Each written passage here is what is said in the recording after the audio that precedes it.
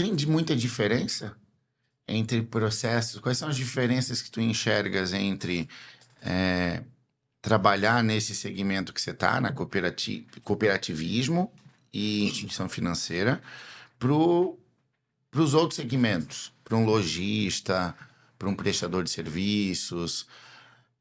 Tu enxergas algumas diferenças do modelo de venda no cooperativismo para o modelo de venda tradicional, vamos dizer assim? A diferença vai ser muito nas particularidades. Produto, é uma venda mais simples, é uma venda mais complexa, é serviço, é produto, né? Então, tem uma série de particularidades aqui.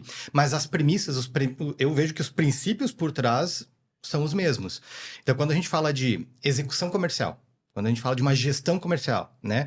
Quando a gente fala de ter uma empresa com uma cultura voltada para vendas, quando eu estou atento a isso e como o meu time está trabalhando vendas, aí esses princípios eu acho que dá para enquadrar em qualquer empresa, né? Aí, obviamente, tem que se aprofundar na empresa, nas suas particularidades, né? Então, cada empresa vende um remédio para uma dor. Então, dependendo da dor que você vende, qual que é o nível de consciência que as pessoas têm dessa dor que eles têm? A gente estava falando antes, né? Qual que é o nível de consciência que as pessoas têm no ramo de educação? Qual que é o nível de consciência que as pessoas têm no ramo de saúde? Qual que é o nível de consciência que as pessoas têm no ramo de seguros, de investimentos, etc. Então, dependendo do grau de nível de consciência, aí vai ter algumas particularidades de como trabalhar, né? Mas, sim, tem buscar via posicionamento em redes sociais, marketing, etc. E a minha visão é estritamente em como é que a empresa vai até este cliente gerar essa consciência de uma maneira proativa, né? Uma venda ativa para conseguir negócios que não viriam por conta própria. E que transmita a cultura e os valores da empresa para tu construir essa congruência a longo prazo, né?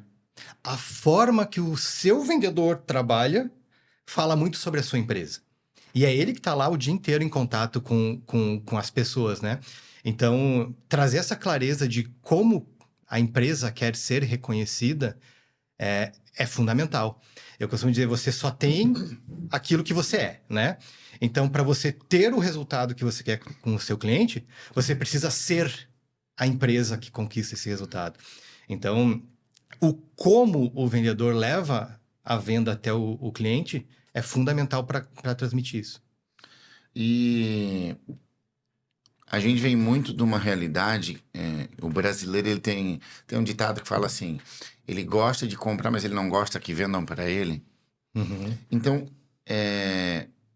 como quem está acompanhando a gente, que tem que vender o seu trabalho, o seu serviço, pequeno, médio empreendedor, como é que ele dosa isso para ele conseguir ser aquela pessoa que está querendo ajudar, trazer uma solução para o cliente e não se tornar o chato da venda, o que está incomodando? Tem quantas horas para essa resposta? Mas, né, trazendo algumas referências de grandes especialistas em vendas que podem nos ajudar aqui. Flávio Augusto, no Brasil, né, que para mim é o maior especialista do Brasil. Ele diz... as pessoas gostam de comprar, elas odeiam ser convencidas. E eu sempre digo, você odeia ser convencido que precisa fazer algo. E aí ele diz assim, o vendedor amador acha que para vender tem que ficar chavecando o cliente e convencendo ele daquilo que o vendedor acha que ele tem que comprar. E tem o Neil Hackenham, que é o criador do Spin Selling, há 30 anos, que é o método que disruptou completamente o mundo das vendas. Ele diz, não se trata mais de persuadir clientes. Então, se trata de gerar consciência. Há um mês atrás, mais ou menos, eu fiz uma pesquisa com uma turma que eu estava trabalhando e eu perguntei, assim, no início, antes de começar, qual era a habilidade de vendas que eles mais precisavam desenvolver? E a resposta que mais veio foi persuasão. E aí foi interessante que durante a aula eu fui derrubando esta necessidade porque a venda ela é muito mais humana, né? E aí, como é que eu faço para gerar essa consciência, que é tudo que a gente falou, e deixar de convencer e fazer com que a pessoa se convença? É muito mais um processo de perguntar, conduzir a conversa. E ter escutativa, né? Escutativa, estar atento, ser curioso, né? É óbvio que tem técnica aqui para você trazer... Perguntar o quê? Tem técnica. Tem uma série de técnicas de perguntas aqui na venda consultiva. Mas a premissa básica é essa. É ter um interesse genuíno. Qual é a dor que essa pessoa tem? Por que isso é importante para ela? O que ela ganha? O que ela deixa de ganhar ou deixa de perder com isso? como ela vai se sentir se ela conseguir isso? E aqui, essa consciência, ela tem ganhos dos dois lados. O primeiro, que é o que a gente mais busca, é a consciência do cliente. É ele chegar na seguinte consciência: entendi por que eu preciso disso agora. Mas um outro benefício que daí isso é para o vendedor é que quanto mais ele fala e quanto mais ele se dá conta dessas coisas, a percepção pelo preço cai. Então ele começa a pensar, é verdade, isso é importante demais para mim. Compensa pagar 100, 200, 300. Opa, isso é tão importante que eu não imaginava. Eu acho que eu pago 500, entendeu? Então a percepção por preço, ela vai mudando conforme a pessoa vai se ligando disso. Essa resposta ela é bem mais complexa, né? Quando a gente fala dessa consciência e de convencer, a gente poderia abrir várias frentes aqui, mas eu acho que dessa forma a gente já consegue entender qual é a premissa básica por trás, né? Desse objetivo que não é simples, né? É bem complexo, mas que eu preciso parar para olhar isso lá na minha empresa, não importa o que eu vendo e como que o meu vendedor tá vendendo. Por exemplo, trazer um exemplo bem básico aqui. Um ex-colega meu lá em Porto Alegre foi numa loja de shopping comprar um tênis para jogar pádel. E, assim, como é que geralmente o vendedor age? Ah, tá aqui, ó, essa aqui é a parede que nós temos os tênis de pádels, aqui são os modelos, blá, blá, blá. Ele chegou na loja e ele, claro, eu te apresento os modelos, mas antes me diz uma coisa, há quanto tempo você joga? Qual que é o teu nível? Você joga quantas vezes por semana? Qual é o tipo de quadra que você vai jogar? Aí depois de todas essas respostas, ele chegou, este aqui é o tênis melhor para você. O cliente se sentiu ouvido, compreendido, acolhido. E eu te pergunto, como é que ele não vai comprar? Ele me entendeu e ele me disse o porquê da sugestão dele. Eu já sugiro isso no geral para os meus clientes, mas eu vou jogar para ti a objeção que vem para eles agora. A pessoa manda um WhatsApp para você, vendedor, e ela diz assim, quanto custa esse carro que você está vendendo? Aí tu vai querer criar essa conexão com a pessoa. Ele assim, eu só quero saber o preço, quanto custa? Eu já tive casos de cliente que me falou que o interessado, a pessoa interessada, chegou a ameaçar botar na justiça. Porque você é obrigado a divulgar o preço. E ele não estava negando, ele disse, não, eu vou divulgar só, mas é uma objeção que surge em alguns leads, por exemplo. Como é que você lidaria com isso? Joguei a bomba. Primeiro eu vou trazer como eu trabalho e depois vou contar mais uma história de como eu cliente também. Tem um certo bom senso aqui, depende muito também o seu produto, o nicho que você trabalha, o que você está oferecendo. E sim, as pessoas já mandam mensagem, quanto que custa?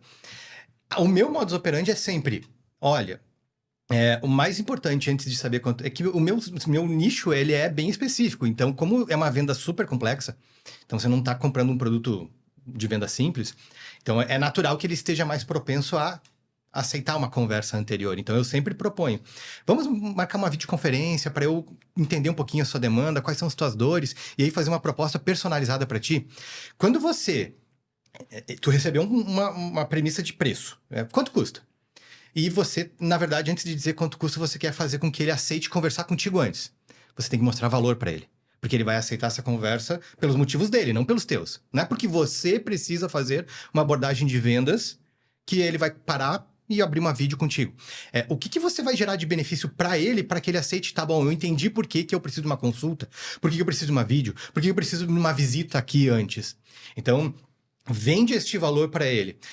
Mas eu já tive casos que eu fiz toda essa venda do valor, e eles disseram assim, Rodrigo, sim, eu acho que a gente pode marcar esse papo, mas por um motivo específico, eu preciso do preço agora. Porque eu tô fazendo um orçamento, porque eu tô planejando o ano que vem, porque eu tô precisando... Aí tu abre um pouquinho de exceção, mas diz assim, mas eu não abro mão daquela conversa. Pra gente daí ajustar, né, as questões. E aí eu, como cliente, eu coloquei um Saiba Mais no Instagram para um curso. E qual que era a expectativa? Quero conhecer a ementa, os professores e o preço. E aí me chamaram no WhatsApp e me fizeram um monte de pergunta. O que eu achava que aquele curso ia agregar para mim, qual que era o trabalho que eu tinha, qual que era o setor que eu trabalhava, por que eu demonstrei interesse. E aí, isso a gente chama de qualificação. Essa mensagem do WhatsApp virou uma videoconferência agendada com um gerente de vendas. E aí você pensa, o gerente de vendas vai apresentar o curso, mas o que ele faz primeiro? As perguntas. Me diz, porque me fala com mais detalhes, o que você faz, o que você vai ganhar, o que você acha que esse curso vai agregar para você, para tua empresa. Enquanto de uma certa forma, eu já tenho a consciência aqui. Por que ele me fez perguntas nessa vídeo? Por que é importante essa vídeo? Porque todo mundo já vai ancorar. É um pouco do que a gente falou antes. Todo mundo vai ancorado no preço. Eu acho que até uns 5 mil eu pago nesse curso. De repente você está respondendo para ele que sim, a minha empresa vai aumentar faturamento, eu vou ter mais possibilidade de fazer isso e aquilo. Você está vendendo para você. O preço começa a subir. Você começa a dizer, tá, mas acho que eu pago uns 7. Mas acho que uns 9 eu pago. Então, esse trabalho de tentar convidar e, de uma certa forma, persuadir aqui o cliente a ter este momento prévio antes da oferta, ele é fundamental. Eu sempre digo isso. Quando você vai fazer... E essa talvez seja uma das maiores dificuldades que eu tenho com os vendedores que eu atendo. Que é o seguinte, quando a gente olha para o funil, né? Todo o processo do funil, onde eu tenho que dedicar tempo de qualidade para ouvir o prospect, o cliente... Eu preciso de tempo, eu preciso estar organizado para isso, eu tenho que estar calmo, eu tenho que estar presente, né? Eu não posso estar com um turbilhão de coisas acontecendo lá, eu tenho que estar aqui, verdadeiramente. Esta geração de tempo para fazer uma boa abordagem, muitas vezes as pessoas não... elas acham que não vale a pena, né? Qual que é a única certeza na vida do vendedor? É o não. Então, às vezes ela se organizou, ela dedicou tempo, ela conseguiu trazer o prospect para uma conversa estruturada, onde ela vai fazer umas perguntas, conhecer e aí sim fazer uma boa apresentação. Ela fez tudo isso e aí recebeu um não, que faz parte, é do jogo. Ela vai dizer, não vale a pena, perdi muito tempo, não vou fazer isso de novo. Quando na verdade é de fazer isso várias vezes que a possibilidade de nãos começa a se transformar pouco a pouco, né? Então, eu recebia 10% de não, eu vou aplicando isso, eu vou começar a receber 5% de não.